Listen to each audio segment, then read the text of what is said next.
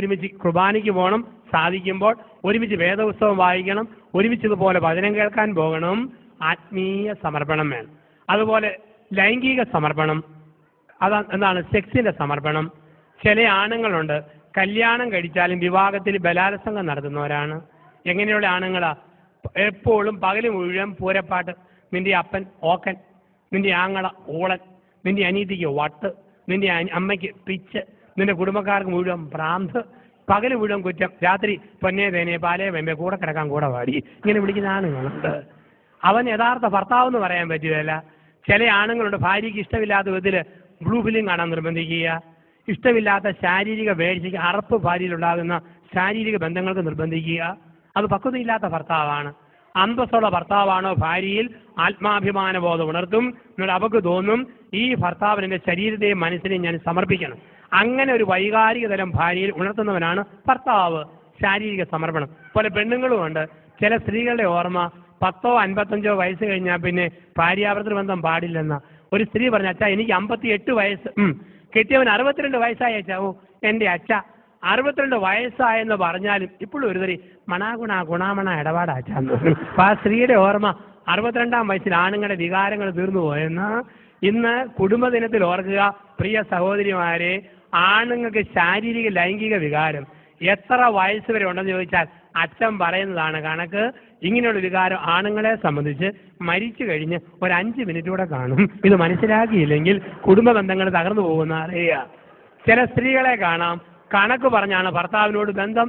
ചില സ്ത്രീകൾ പറയും തിങ്കളാഴ്ച വിശുദ്ധന്മാരുടെ ദിവസം, ചൊവ്വാഴ്ച മോശം ദിവസം, ബുധനാഴ്ച യോസേപ്പിതാവിനുള്ള പ്രത്യേക ദിവസം, വ്യാഴാഴ്ച കാവൽമാലാകാട് ദിവസം, വെള്ളിയാഴ്ച ഉപവാസ ദിവസം, ശനിയാഴ്ച കന്യാമറിയത്തിന്റെ ദിവസം, ഞായറാഴ്ച അവധി ദിവസം.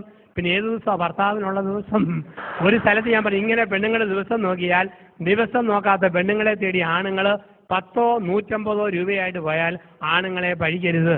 അത് കേട്ട പാടൊരു ചേട്ടൻ പറയാം എഴുന്നേറ്റിട്ട്, അച്ഛൻ ഏത് കാട്ടിൽ നിന്നാ വരുന്നതെന്ന് ചോദിച്ചു. ഞാൻ പറയാം എന്നാ അച്ഛാന്ന് ചോദിച്ചു. എൻ്റെ അച്ഛ പണ്ടാ 150, ഇപ്പം 300 പറഞ്ഞു. ഇതാണ് കാലം. അപ്പോൾ ലൈംഗിക സമർപ്പണം, 1 സാമ്പത്തിക സമർപ്പണം, 2 ആത്മീയ സമർപ്പണം, 3 ശാരീരിക സമർപ്പണം. സമർപ്പണത്തിന്റെ 3 മേഖലകൾ. ഇപ്പൊ സമർപ്പണം വേണം കുടുംബം സ്വർഗമാണെങ്കിൽ. ഇപ്പൊ 1 സ്വാതന്ത്ര്യം, 2 സുരക്ഷിതത്വം, 3 സാമീപ്യം, 4 സംതൃപ്തി, 5 സമർപ്പണം. സാമ്പത്തിക സമർപ്പണം, ആത്മീയ സമർപ്പണം, ശാരീരിക സമർപ്പണം. 6 സമാധാനം. കുടുംബത്തെ സ്വർഗമാക്കുന്ന 6ാമത്തെ തൂണാണ് സമാധാനം. കുടുംബത്തെ ദേവാലയമാക്കുന്ന 6ാമത്തെ തൂണ് സമാധാനം. എന്തെല്ലാം വേദനയുണ്ടെങ്കിലും ഭാര്യയുടെയും ഭാര്യ വീട്ടുകാരുടെയും സ്വന്തം വീട്ടുകാരുടെയും സമാധാനം തകർക്കുന്ന ഒരു വാക്കും ഭർത്താവ് സംസാരിക്കരുത്. ഒരു സ്ത്രീക്ക് എത്ര ബുദ്ധിമുട്ടുണ്ടായാലും കെട്ടിയവന്റെ വീട്ടുകാരുടെയും കുറ്റം പറഞ്ഞ് സ്വന്തം അപ്പനമ്മമാരുടെ അടുക്കിലേക്ക് ഓടരുത്. തൊണ്ട പുഴുത്തോ ഞൊണഞ്ഞിറക്കുക. ലോകത്താരോടും പറയരുത്. എത്ര സഹിക്കേണ്ടി വന്നാലും സമാധാനം തകർക്കരുത്. ഭർത്താവിന്റെ അമ്മയിൽ നിന്നും അപ്പനിൽ നിന്നും അകറ്റുന്ന, പെങ്ങന്മാരിൽ നിന്നും സഹോദരന്മാരിൽ നിന്ന് അകറ്റുന്ന ഒരു ഭാര്യയായിരിക്കരുത്.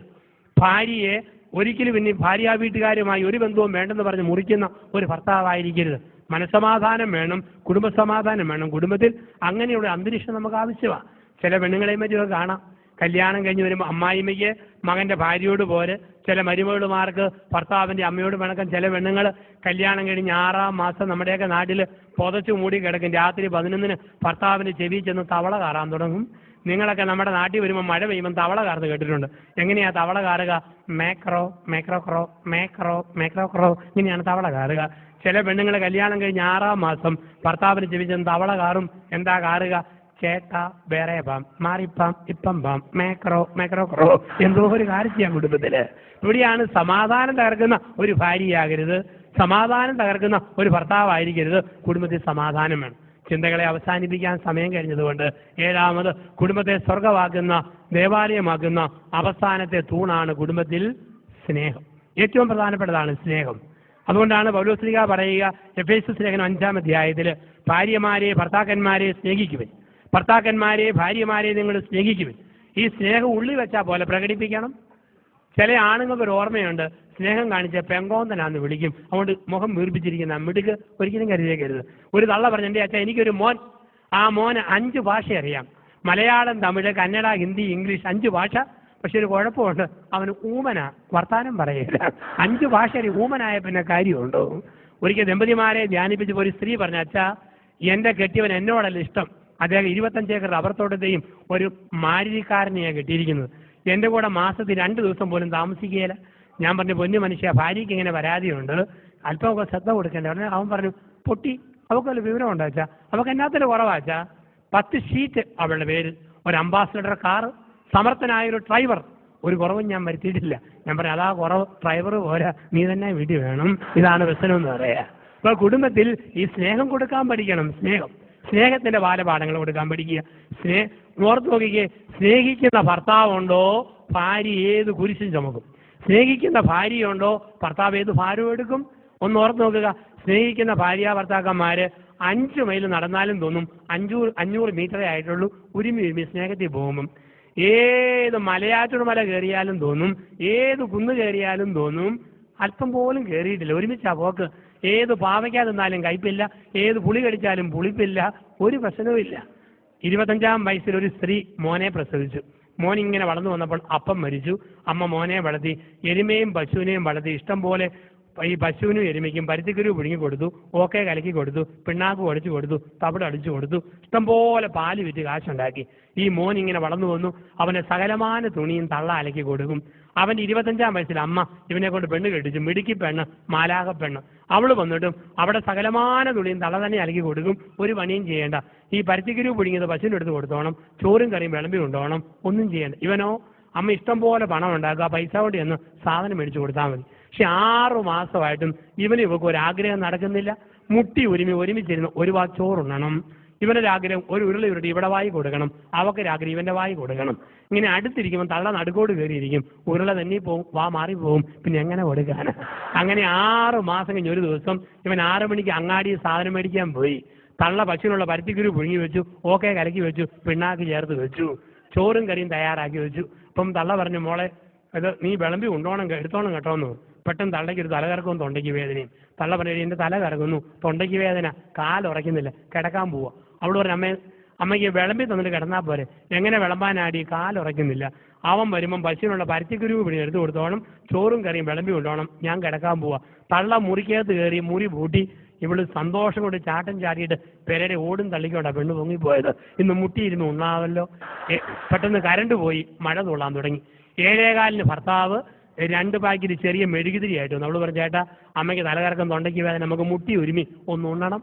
ഇവരെന്ത് ചെയ്തു, 2 ചെറിയ മെഴുകുതിരി മേശപ്പുറത്ത് കത്തിച്ച് വെച്ചു. മെഴുകുതിരി കത്തിച്ച് പുറത്ത് ചെന്ന് 2 മാങ്ങ തല്ലി താഴെ ഇട്ടു. തേങ്ങ ഉടച്ചു, മുളക്, ഉള്ളി, തേങ്ങ, ഈ മാങ്ങ ഇതെല്ലാം കൂടി നല്ല ചമ്മന്തി ഉണ്ടാക്കി പാത്രത്തിൽ നിരത്തി വെച്ചു. മേശപ്പുറത്ത് എടുത്തു വെച്ചു. 1 കുടം വെള്ളം കൊണ്ടുവന്ന് വെച്ചു. 2 ഗ്ലാസ് അടുപ്പിച്ച് വെച്ചു. 2 പ്ലേറ്റ് ഉരുമിയിട്ടു. 2 കസേര ഒന്നിനുമേൽ ഒന്നായിട്ട് മുട്ടിച്ചിട്ടു.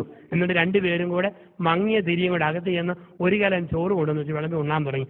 8:30 മുതൽ 10:30 വരെ ഇവനെ നുരുട്ടി ഇവിടെ വായിൽ, ഇവിടെ നുരുട്ടി ഇവന്റെ വായിൽ, ഇടയ്ക്ക് സപ്പോർട്ടായിട്ട് തേങ്ങാ മാങ്ങ ഉള്ളി ചമ്മന്തി നാക്കേലും അണ്ണാക്കേലും തേച്ച് കൊടുത്തു. അങ്ങനെ 10:30 വരെ ഉണ്ടു. 10:30 ആയപ്പോൾ അവസാനത്തെ ചോറും തീർന്നു, അവസാനത്തെ ചമ്മന്തി തീർന്നു, അവസാനത്തുള്ള വെള്ളവും തീർന്നു. കൈ നീട്ടി പഠിച്ച് നക്കി ഏമ്പക്കവും വിട്ട് ഇവർ എഴുന്നേറ്റ് പോകുമ്പോൾ ഈ മരുമോള് പ്രാർത്ഥിച്ചു, ദൈവമേ അമ്മായിമ്മ മരിച്ചില്ലേലും തൊണ്ടയ്ക്ക് വേദന 1 മാസക്കാലം തുടരണേ. തള്ള സുഖമായിട്ട് കിടന്നുറങ്ങി. രാവിലെ നല്ല കതിനാക്കുറ്റി പോലെ തള്ള ചെയ്താ പൊങ്ങി വരുന്നു. അമ്മയ്ക്ക് ഏറ്റവും ഇഷ്ടപ്പെട്ട സാധനമാണ് പഴയങ്കഞ്ഞിക്കകത്ത് മോര് ഒഴിച്ച് മുളകും ഞെരടി കരിവേപ്പിലയും തിരുമ്പി കഴിക്കാൻ. തള്ള വെച്ച് പഴയഞ്ചോറുണ്ടോ ഓടി. എൻ്റെ അമ്മ മുഴുവൻ തീർന്നു. എന്നാ വട്ടിവയറാടി, 1 കരം ചോറ് മൊത്തം തീർന്നു. എൻ്റെ അമ്മ മുട്ടി ഉരുമി ഉണ്ടപ്പം തീർന്നെന്ന് പറഞ്ഞാൽ മതിയല്ലോ. എന്നാ നീ പോയി കുറെ ഉണക്ക ഓല കൊണ്ടുവരാൻ പറഞ്ഞു. ചൂട്ട് അടുപ്പി തീ കത്തിക്കാൻ വേണ്ടി, കാപ്പി അനത്താൻ വേണ്ടി. ഇവിടെ ഉണങ്ങി ഓല പെറുക്കാൻ പോയപ്പോഴത്തേക്കുണ്ട് 20 മിനിറ്റ് കഴിഞ്ഞ് ഓല കൊണ്ടുപോയിട്ടു. തള്ള പറഞ്ഞു, എന്നുപോലാണ് നീ എന്നോട് നുണ പറയാൻ തുടങ്ങി. എന്നാ അമ്മേ നീലടി പറഞ്ഞ മുഴുവൻ തീർന്നു. അതെ, എവിടെ ആടി മുഴുവൻ തീർന്നു, ഇങ്ങോട്ട് വാടി.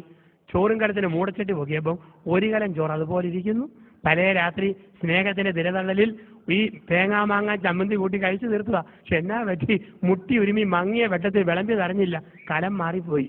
പശുവിന് കൊടുക്കാൻ പുഴുങ്ങി വെച്ച പരുത്തിക്കുരുവിന്റെ കലവാ കോരി വിളമ്പിയതും ഉരുട്ടി ഉണ്ണുന്നതും അടിച്ചകത്തോട്ടാക്കുന്നതും. അതുകൊണ്ടാ പറയുക, ദമ്പതിമാരെ നിങ്ങൾ പരസ്പരം സ്നേഹിക്കുന്നു. സ്നേഹം ഒരിടത്ത് രുചിഭേദം അറിയുകയില്ല, ഭാരം അറിയില്ല, കുരിശറിയില്ല, ഒന്നും അറിയില്ല. അവിടെയാണ് പറയുക, ഭാര്യ ഭർത്താവിനെ സ്നേഹിക്കണം, ഭർത്താവ് ഭാര്യയെ സ്നേഹിക്കണം. അങ്ങനെ സ്നേഹിക്കുന്ന ഒരു കുടുംബമായിട്ട് മാറുവാൻ ദൈവമായ കർത്താവ് നമ്മളെ വിളിക്കുന്നു. അതിന് നമ്മൾ കേട്ട ഈ ചിന്തകൾ 2009 ഒക്ടോബർ മാസമൊക്കെ അവസാനിച്ച് വരുന്ന ദിവസങ്ങളിൽ നമ്മൾ കേട്ട ചിന്തകൾ അനുഗ്രഹിക്കട്ടെ. നമ്മൾ സമർപ്പണ പ്രാർത്ഥനയിലൂടെ നമ്മുടെ ചിന്തകളെ ദൈവതിരുസന്നിധിയിലേക്ക് നമ്മൾ കൊടുക്കുന്നു. ദൈവാനുഗ്രഹം യാചിച്ചുകൊണ്ട് പ്രാർത്ഥനാ ശുശ്രൂഷയിലേക്ക് നമുക്ക് കടന്നു വരാം. നമ്മളെല്ലാവരെയും കുടുംബങ്ങളെയും ദൈവകരങ്ങളിൽ കൊടുക്കാം. സകല അനുഗ്രഹവും നല്ല ദൈവം നമ്മുടെ കുടുംബത്തിന്റെ മേൽ സമൃദ്ധമായി വർഷിക്കട്ടെ.